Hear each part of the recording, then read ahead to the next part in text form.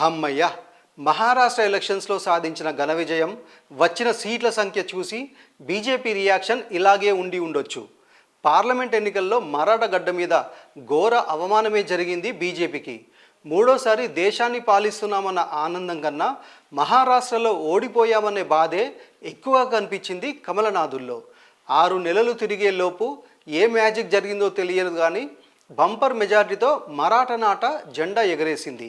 మహాయుతి అంటూ షిండే శివసేనతో జట్టుకట్టి తన యుక్తులని ప్రదర్శించి పీఠాన్ని దక్కించుకుంది బీజేపీ.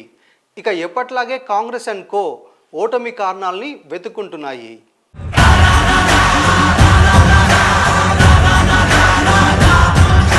రెండు 2019 నుంచి 3 సీఎంలు, 4 ఉప ముఖ్యమంత్రులు, సస్పెన్స్ థ్రిల్లర్ లాంటి పొలిటికల్ హైడ్రామా.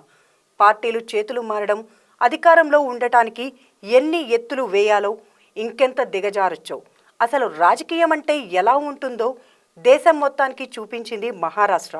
ఈ కుర్చీలాటకి కర్త కర్మ క్రియ అంతా భారతీయ జనతా పార్టీనే. ఏక్నాథ్ షిండేని ముందుండి ఆడించి బాల్ ఠాక్రే స్థాపించిన శివసేనని చీల్చేసి ఆయన వారసుడు సీఎంగా ఉన్న ఉద్ధవ్ ఠాక్రేని సోదిలో లేకుండా చేసింది. మళ్ళీ అదే ఏక్నాథ్ని సీఎం ఫేస్గా ముందు పెట్టి వెనక నుంచి తాను పాలించిందనే అపప్రద మూట కట్టుకుంది.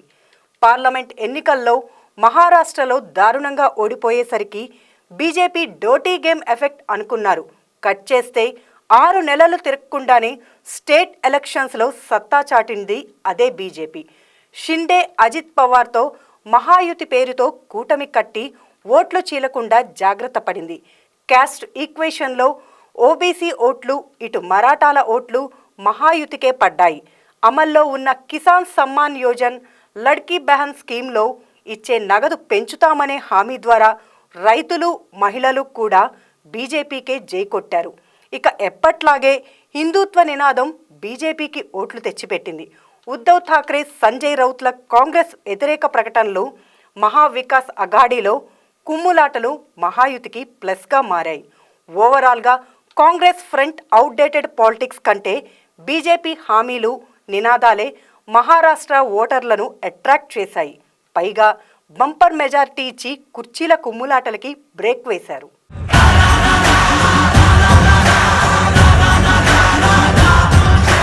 బంటి और బబ్లీ హిట్ కొట్టారు.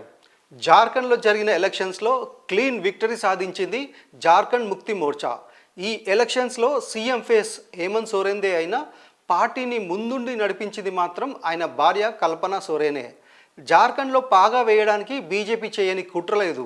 హేమంత్ సోరెన్ను ఎన్ని కేసులు పెట్టి బెదిరించినా, అరెస్ట్ చేసి జైల్లో వేసినా, సొంత పార్టీలో తిరుగుబాట్లు జరిగినా, ప్రత్యర్థులు పడగొట్టే వ్యూహాలు రచించినా అదరలేదు, బెదరలేదు.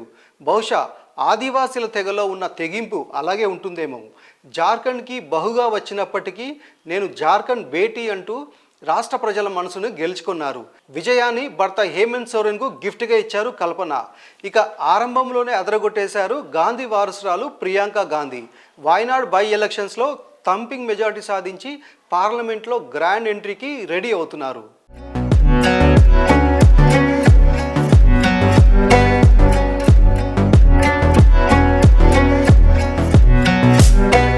రాజకీయ అనిశ్చితికి కేర్ ఆఫ్ జార్ఖండ్.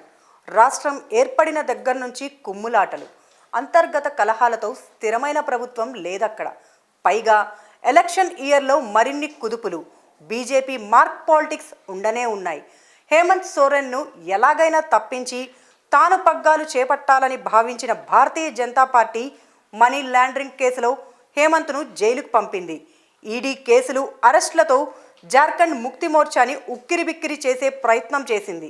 హేమంత్ను జైలుకు పంపామనుకుంది. కానీ ఆయన భార్య కల్పనా సోరెన్ పోరాట పటిమను తక్కువ అంచనా వేసింది బీజేపీ. భర్త జైలుకెళ్ళినా సరే ఎక్కడా తొణకకుండా రాష్ట్రం మొత్తం తిరిగి జార్ఖండ్ కా భేటీ అంటూ ప్రజల మనసు గెలిచారు కల్పన. కమలనాథులు ఎంత నెగిటివ్ క్యాంపెయిన్ చేసినా జనాలు మాత్రం జేఎంఎంకే పట్టం కట్టారు. ఓటర్లను జార్ఖండ్ ముక్తి మోర్చా వైపు టర్న్ చేయడంలో కల్పనాదే కీ రోల్. ఇక వాయనాడ్ బై ఎలక్షన్స్లో అదరగొట్టేశారు ప్రియాంక గాంధీ. మొదటి ప్రయత్నంలోనే బంపర్ మెజారిటీ సాధించారు గాంధీ వారసురాలు. ఇన్నాళ్ళు పార్టీ స్టార్ క్యాంపైనర్గా కాలికి బలపం కట్టుకొని దేశమంతా ప్రచారం చేసిన ప్రియాంక ఫస్ట్ టైం ఎంపీగా పార్లమెంట్లో అడుగుపెట్టనున్నారు. మాటకు మాట బదులిచ్చే తీరుతో ఫైర్ బ్రాండ్ ఇమేజ్ ఉంది ప్రియాంకకి. ఇందిరాగాంధీ పోలికలతో నెట్టుకొస్తుంది తప్ప రాజకీయం ఏం తెలుసన్న విమర్శలకు తన వాగ్దాటితో బదిలిచ్చే ప్రియాంక పార్లమెంట్లో అధికార పార్టీని ఎలా ఎండగడతారో చూడాలి.